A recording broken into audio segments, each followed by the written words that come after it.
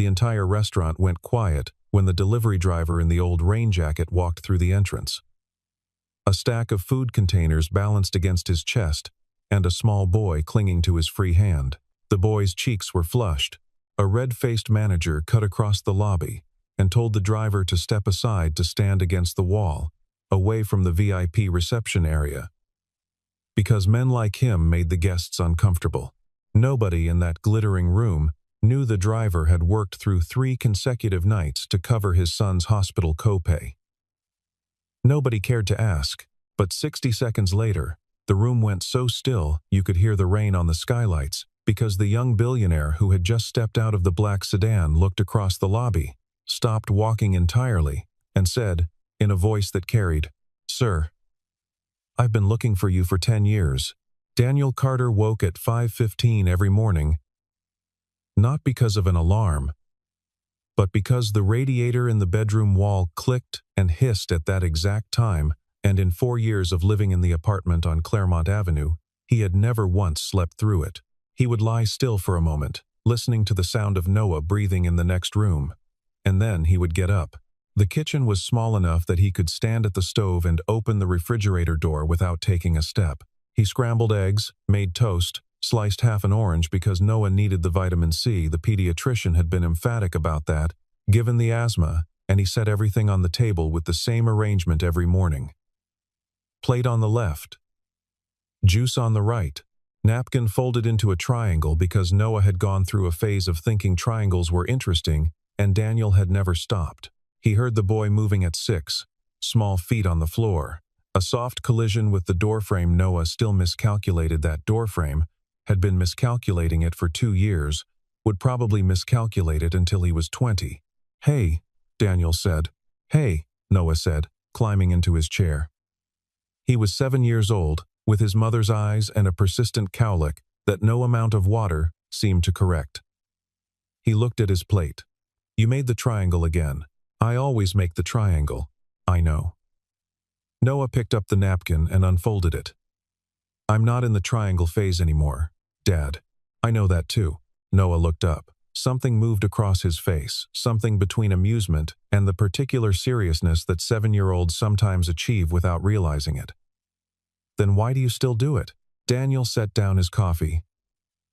"Because your mom thought it was funny," he said. "And I like to think she's still laughing." Noah was quiet for a moment. Then he picked up his fork. "Okay," he said. That was how mornings went in the Carter apartment. Quiet, mostly.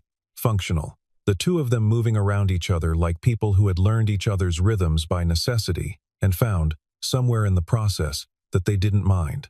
Daniel had been a structural engineer once.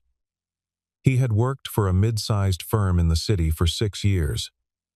Had been good at it, methodical. Patient with the math, the kind of engineer who double-checked his own calculations, not because he was told to, but because he believed that the people who would eventually stand inside the buildings he designed deserved that care. Then Claire had gotten sick. The illness was aggressive and expensive, and the insurance company had a talent for finding reasons why the treatments that actually worked fell outside the coverage terms. And by the time Claire died in March, 4 years ago, on a Tuesday morning while Noah slept, Daniel had burned through savings, taken on debt, and missed enough work during the final months that the firm had moved him to a consulting role that was really just a polite way of beginning the process of letting him go. He didn't fight it. He didn't have the energy to fight anything that spring. He found delivery work 6 months later, initially as a stopgap while he rebuilt his resume and contacted former colleagues and told himself this was temporary. It had not turned out to be temporary. The hours were flexible enough to accommodate Noah's school schedule and the recurring clinic visits and the twice-yearly pulmonologist appointments. The pay was not good, but it was reliable in the way that mattered most. It arrived. He drove a 2014 Civic with a dent in the rear passenger door and a heating system that worked on the driver's side only. And he logged between 10 and 14 hours most days, and at night, he sat at the kitchen table after Noah was asleep and went over the numbers in the way he used to go over calculations, carefully, methodically, looking for the error that would explain why they never quite added up. He was not bitter about it. That was the thing people sometimes found difficult to understand. The older woman in the apartment above him who sometimes asked how he was really doing. The former colleague who occasionally texted to check in. He was tired, certainly. He was worried. The low-grade constant worry of a parent doing arithmetic in his head at all times. But bitterness required energy he didn't have, and, more than that, it required him to be angry at something, and he couldn't identify what he was supposed to be angry at. Claire had not chosen to get sick. The bills had not been personal. The world was simply constructed in a way that was hard on certain people at certain times. And he was one of those people, at one of those times, and the only question that seemed worth answering was what he was going to do about it. He dropped Noah at school at 7:45 each morning. The boy was good in school, curious, careful with his words, the kind of student teachers mentioned in a particular tone that meant they appreciated having him in the class. He had two close friends, a boy named Marcus and a girl named Lily, and he did not complain about the apartment or the second-hand clothes or the fact that his father's car made a sound like a tired animal when the engine turned over. Once, in November, Noah had asked, "Dad, are we going to get rich someday?" Daniel had thought about it for a genuine moment. "Probably not," he said.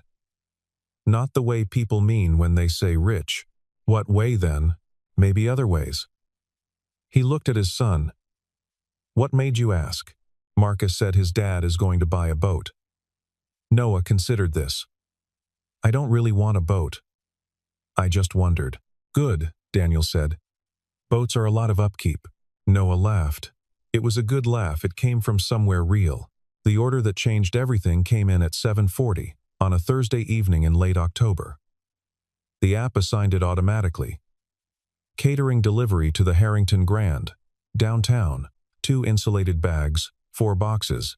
The hotel's service coordinator had added a note. VIP event. Please use south entrance.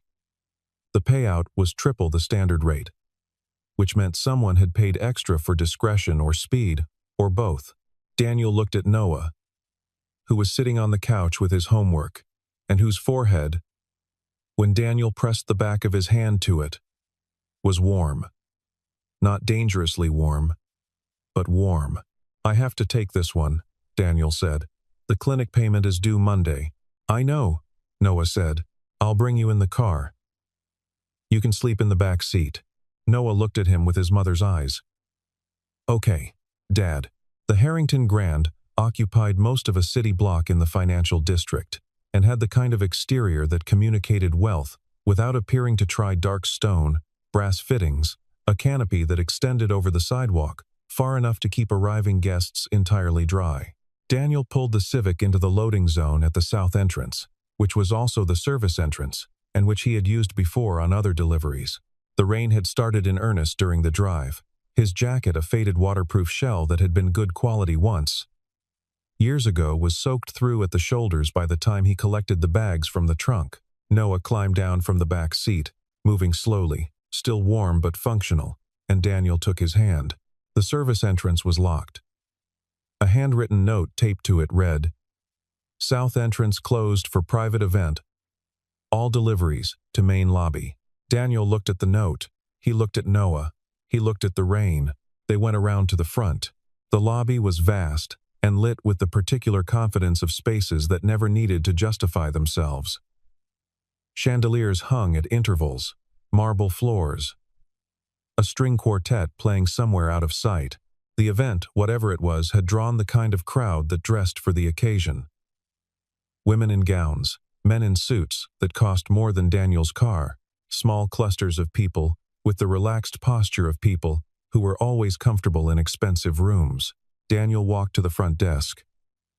Noah stayed close, one hand still in his father's. The clerk behind the desk, young, impeccably groomed, looked at Daniel the way people sometimes looked at things they hadn't expected to find in a particular context, an expression not quite of hostility, but of categorical assessment. "Delivery for the Sinclair event," Daniel said. "You were supposed to use the south entrance. South entrance is closed. There's a note on the door."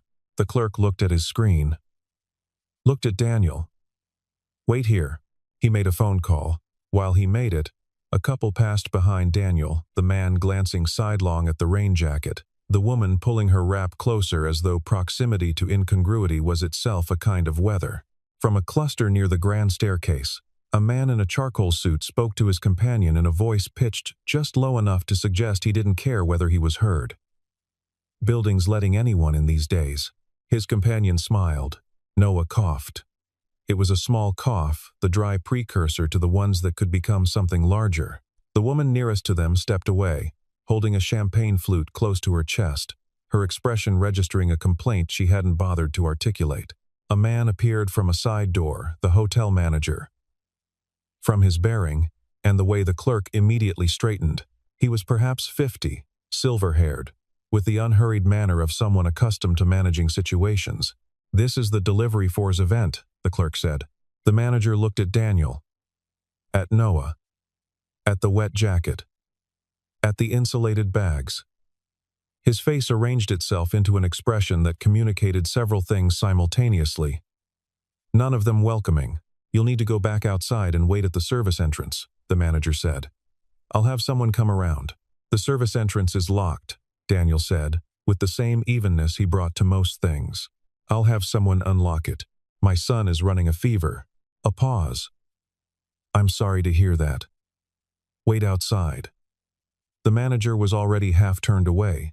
Daniel was quiet for a moment, not because he didn't have anything to say, but because he was doing what he did with the kitchen table arithmetic, looking at the problem from all angles, finding the most efficient path through. "How long will someone take to unlock it?" he asked. 10 minutes. Perhaps 15. 15 minutes in October rain with a 6-7-year-old. Daniel looked at Noah, who had heard the entire exchange and whose face showed neither embarrassment nor anger. Only a child's careful observation of how adults handled things they didn't like. "It's okay," Noah said, quietly. "Just to his father. Not to anyone else." And Daniel looked at his son. And something in him settled. The way things settle when the people you love remind you who you are. "Okay," he said. To the manager. "We'll wait." They turned toward the door. The man in the charcoal suit said something else to his companion, and both of them laughed. Noah did not look at them.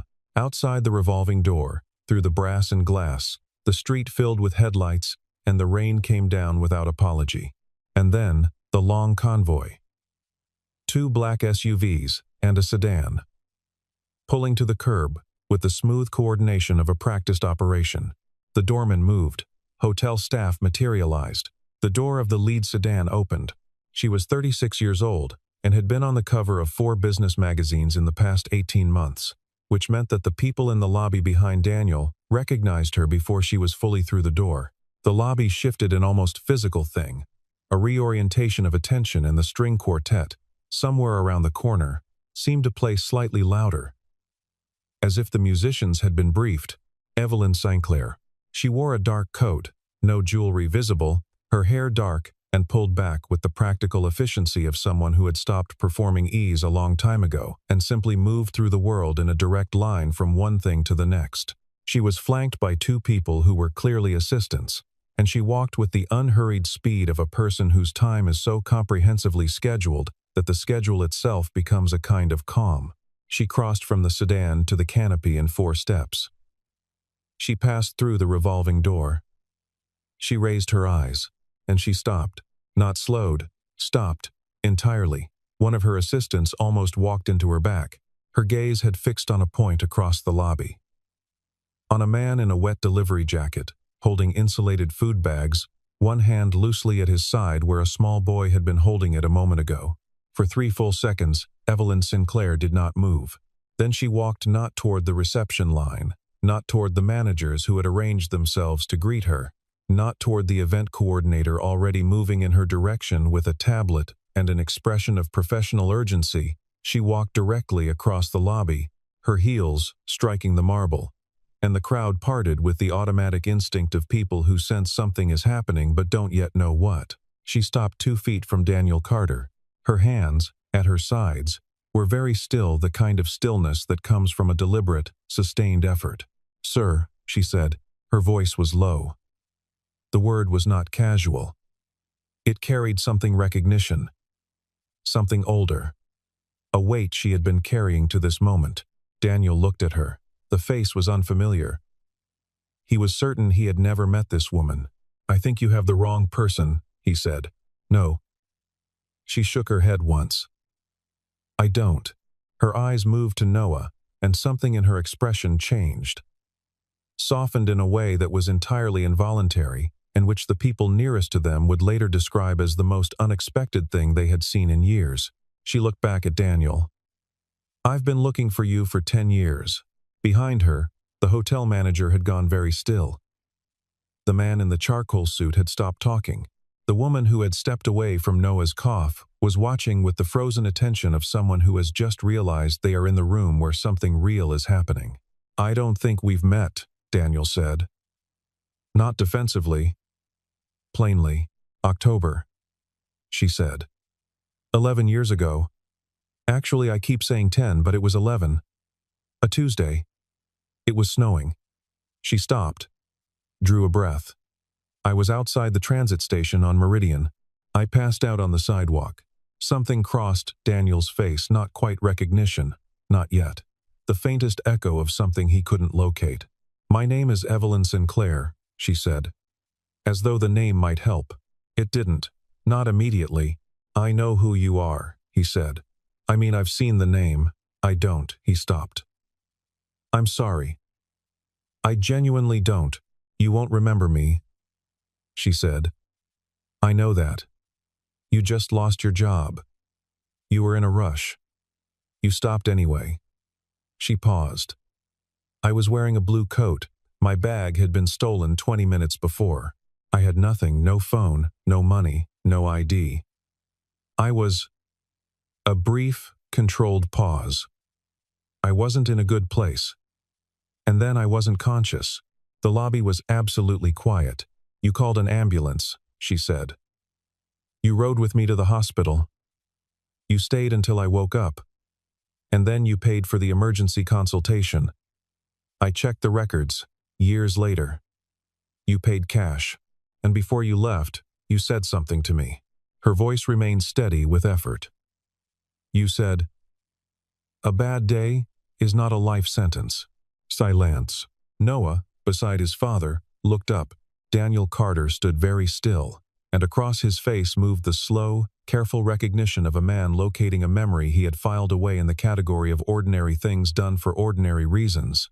The category he kept large and returned to infrequently, because he did not think of kindness as something requiring commemoration. "There was a woman," he said slowly, "outside the Meridian station. Winter.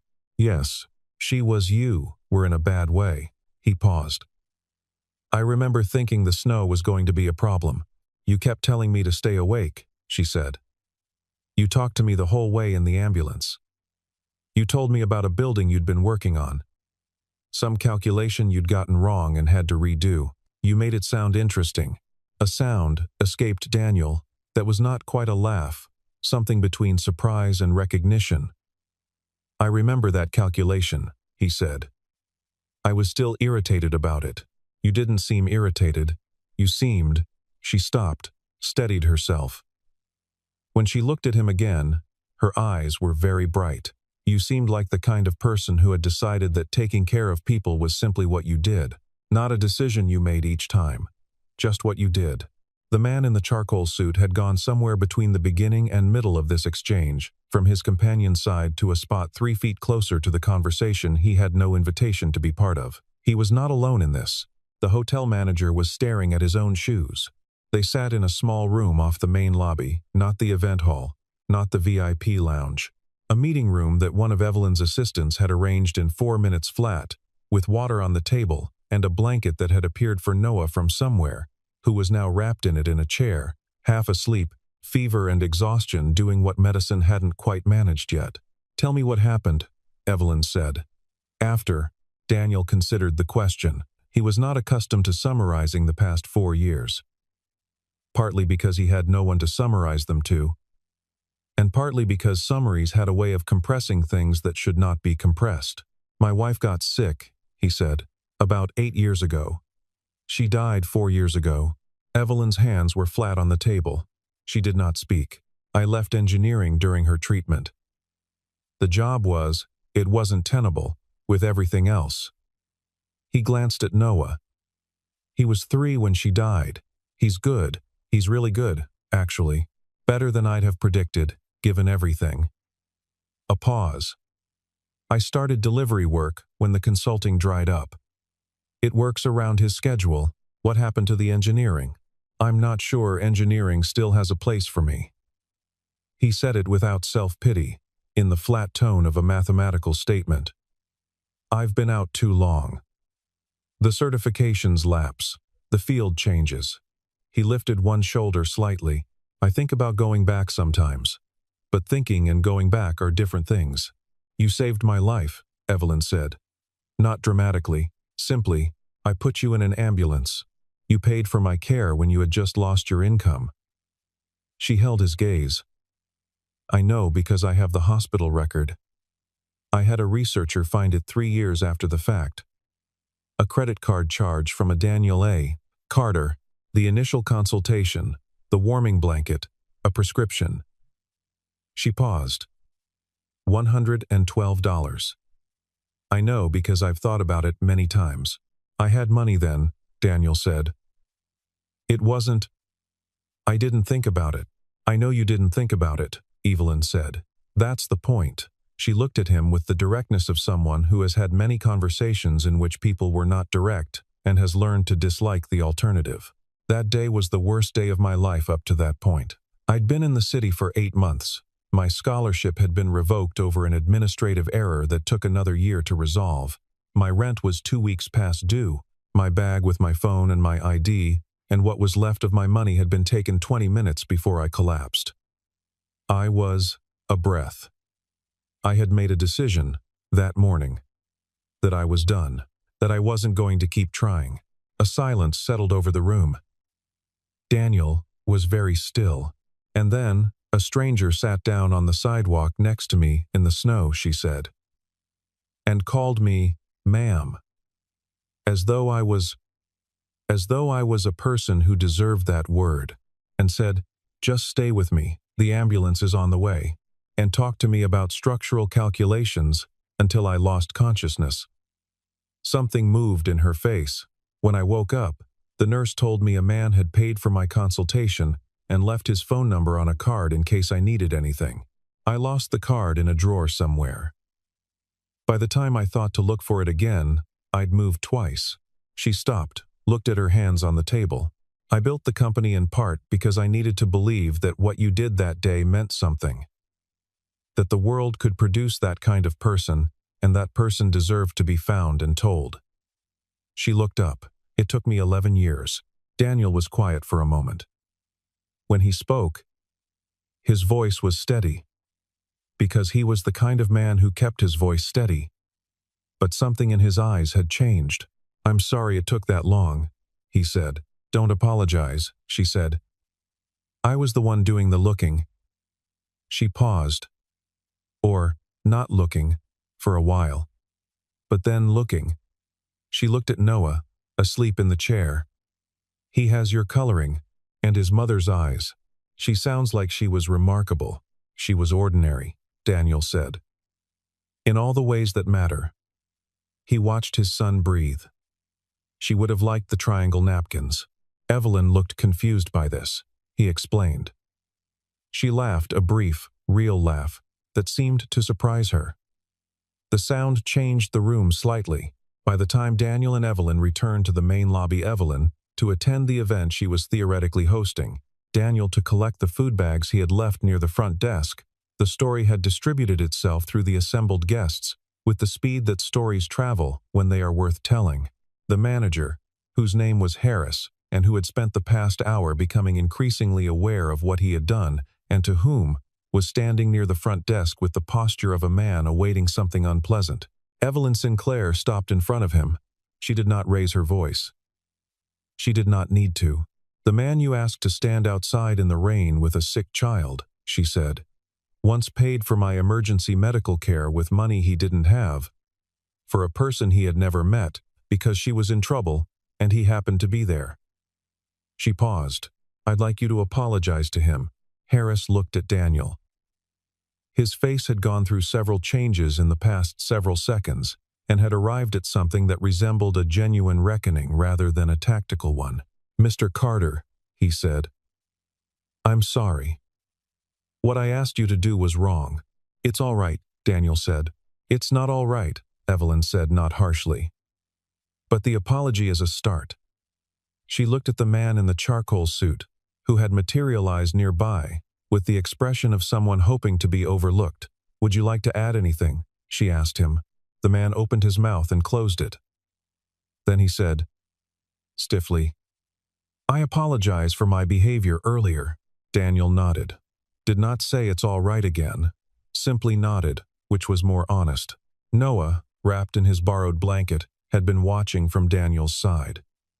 He tugged on his father's sleeve and said, very quietly, "Dad, that man in the suit is apologizing to you.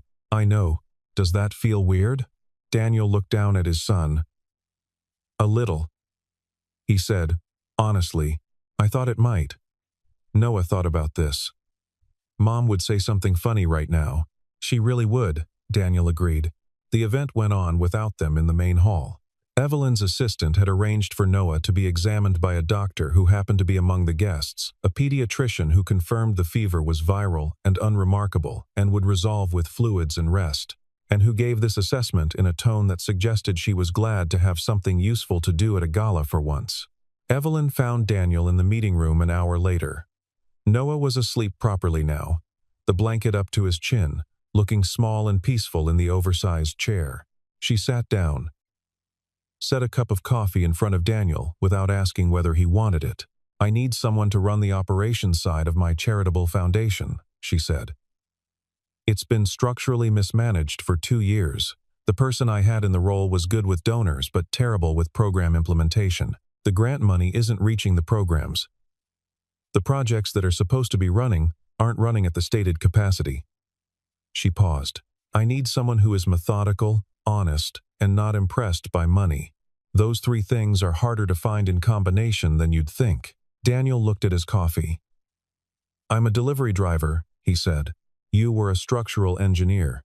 You are currently making decisions under significant financial pressure in a way that has kept your son fed, medicated, and from everything I can tell emotionally stable. That suggests a competence that isn't going away because of a career gap." She held his gaze. "The role pays well. It would cover Noah's medical costs, with significant margin. It has flexible enough hours that you could adjust for his school schedule." A pause. "I'm not offering it to you out of sentiment. I'm offering it because I've spent the last hour thinking about what I need and arriving at the conclusion that what I need is you." Daniel was quiet for a long time, the kind of quiet that isn't absence but consideration. "I don't know anything about foundation management," he said. "You know how to look at a system and find where it's failing. That's engineering. The domain is different. The skill is the same. I'd be starting over." "Yes." He looked at Noah. The boy's chest rose and fell. The fever was going down. You could see it in the color of his cheeks, returning to something near normal. "Why does it feel like charity?" Daniel asked. "Because you've been on your own for 4 years, and your instinct is that anything that comes easily is suspect," Evelyn said. "But this isn't easy. You'd be working for someone exacting, who doesn't tolerate inefficiency or dishonesty, and expects you to tell her when she's wrong." She paused. "I was told this week by 3 different people that it's a difficult position to hold. Make of that what you will." Something crossed Daniel's face that was not quite a smile, but was in the same territory. 1 month, he said. "Trial basis. If it's not working, we both say so." "Agreed. And I keep the delivery work for the first 2 weeks until I'm sure. That's not necessary, but it is to me," he said. Quietly, but clearly. She looked at him for a moment. "Agreed," she said again. Noah shifted in his chair. Without opening his eyes, he said, "Dad." "Yeah, take the job." Daniel looked at his sleeping son. "Were you awake this whole time?" "Mostly." A pause. Mom would say take it. Daniel was quiet. She'd also say stop being stubborn about the delivery work, Noah added. Evelyn looked at her coffee to conceal her expression. "Go back to sleep," Daniel said. The foundation's offices were on the 14th floor of a building in Midtown. And in the first week, Daniel felt the particular vertigo of a man who has been moving in one direction for 4 years, suddenly asked to move in another. The vertigo was not incapacitating. It was simply present, the way a recently healed injury is present, not painful, but informing every movement. There were people on the foundation staff who looked at his resume with expressions they tried to keep professional.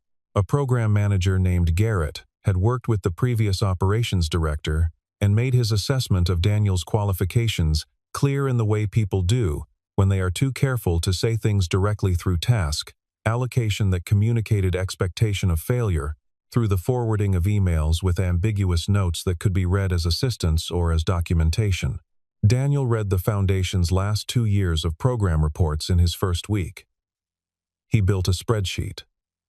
He mapped the gap between stated outcomes and measured outcomes across 11 active grants.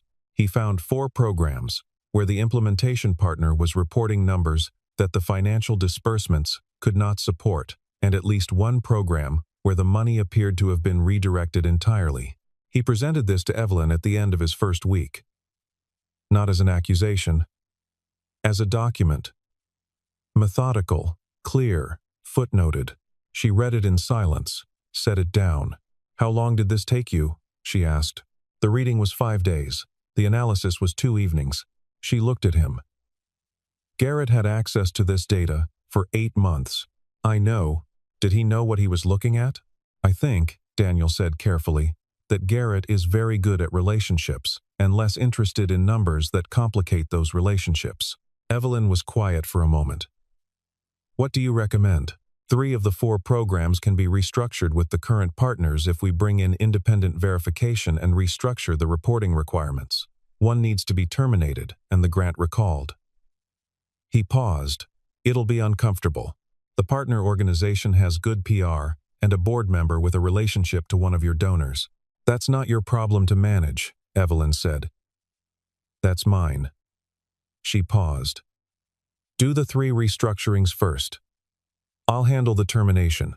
That was how they worked. She managed the political surface. He managed the structural reality underneath. They were, he found, very well suited to this.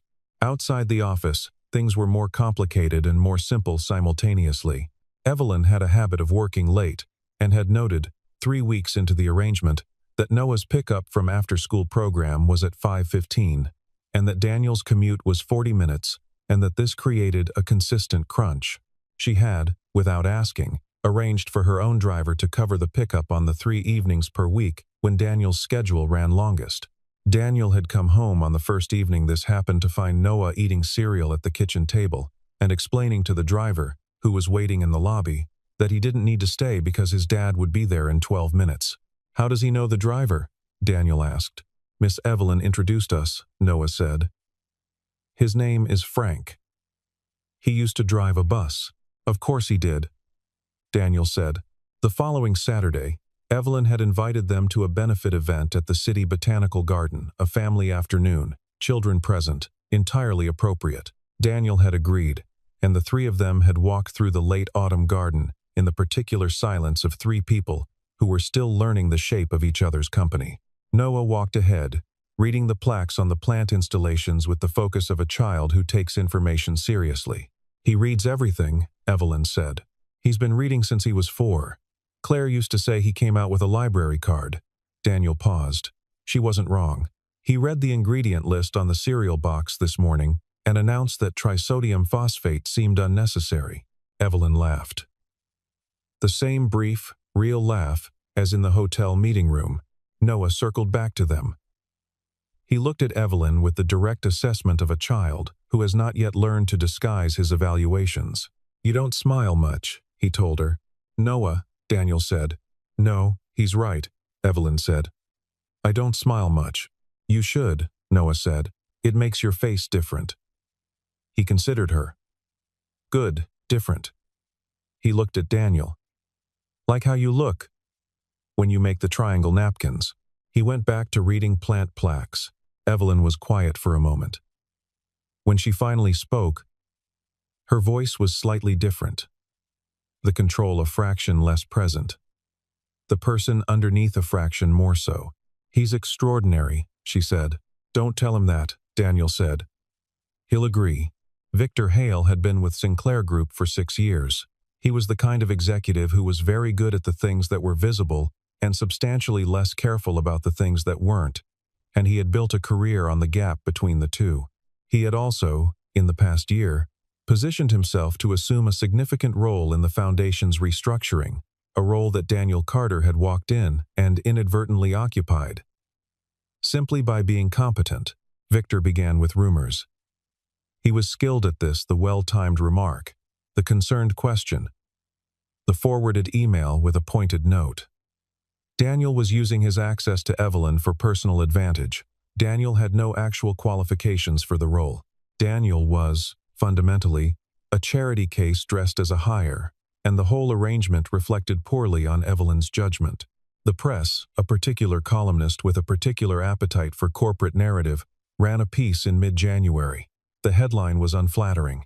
The article pulled Daniel's delivery work background, his financial situation, the hospital records, illegally obtained, and assembled them into a story about a billionaire who had been emotionally compromised by a sob story into hiring someone inappropriate for a senior role. Noah saw a headline on a classmate's phone. He came home quiet that afternoon and sat at the kitchen table with his homework open in front of him without doing any of it. I know, Daniel said, sitting down across from him. Did you read it? Yes. Is it true? What they said about you taking advantage? No. Noah looked at him. I know it's not. I just wanted to hear you say it. It's not. Noah was quiet for a moment. Are you going to quit? Daniel had been thinking about this. The answer, when he arrived at it, was clear in the way that clear things are without drama, without particular comfort. No, he said. Good. Noah picked up his pencil. Because the program you're building for the single parents, Marcus's mom showed Dad the brochure. She said it's the first thing she's seen that understands what it's actually like. Daniel said nothing. He looked at his son's cowlick, still defying gravity after all these years. He called Evelyn. Told her he understood if she needed him to step back temporarily while the coverage settled. Her response was immediate.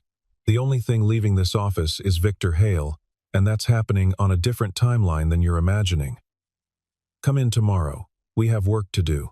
The shareholder meeting for Sinclair Group's charitable foundation was scheduled for the third Thursday in February, and Victor had spent 6 weeks engineering its purpose.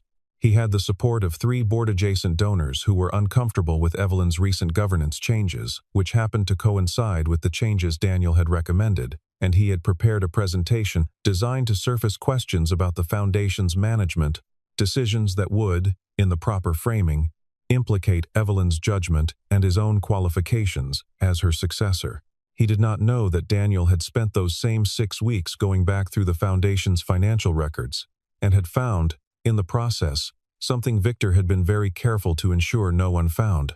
A series of transactions in which grant funds had been redirected through a vendor company that Victor had a financial interest in, structured in a way that was not immediately obvious but which was, under extended examination, clearly fraudulent. Daniel had brought the documentation to Evelyn 3 days before the meeting. She had brought it to the foundation's legal counsel and, quietly, to the appropriate authorities. The meeting began. Victor's presentation proceeded through its first 7 slides, with the momentum of something that had been carefully constructed. He was a skilled presenter, composed, data-fluent, conversationally authoritative. He had not expected Daniel to ask to speak. The room, 40-odd people, board members, major donors, senior staff shifted in its collective attention as Daniel stood. He was not a skilled presenter in the conventional sense. He spoke the way he built spreadsheets. Clearly, in order. Without embellishment. He walked the room through the evidence. Not dramatically, not with anger. With the same methodical precision he had applied to the foundation's program failures in his first week. He showed them the transaction chain. He showed them the vendor relationship. He showed them the differential between what had been reported and what had actually moved. When he finished, the room was quiet. Victor stood, said 3 things, none of them convincing, then sat down again. 2 board members asked questions. Legal counsel answered them. A 3rd board member asked to have the relevant records transmitted to the authorities, and Evelyn confirmed they already had been. Victor left the room not escorted. Not yet.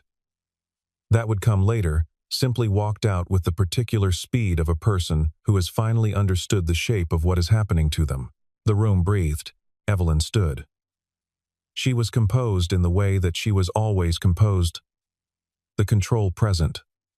The person underneath that control, fully present too. I want to say something about the person who identified and documented what you just heard, she said. Silence.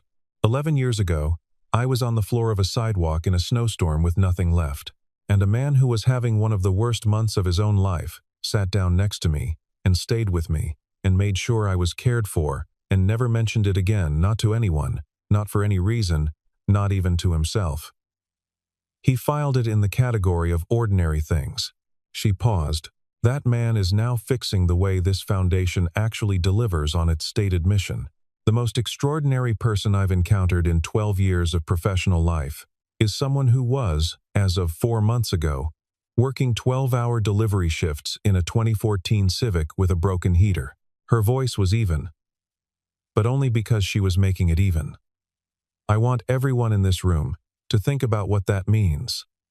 Not as a story about him, but as a question about us, about what we look at and what we don't, about who we decide is worth paying attention to.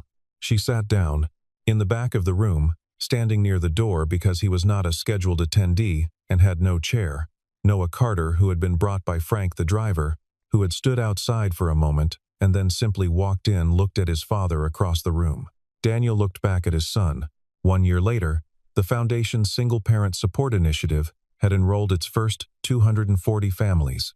The program covered childcare costs during job training, medical gap payments, and emergency housing stabilization, 3 specific failure points that Daniel had identified from his own experience, and from interviewing 43 single parents over the course of 8 months.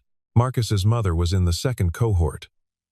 She called Daniel once, from a blocked number, and left a voicemail that said, "I don't know if you'll get this.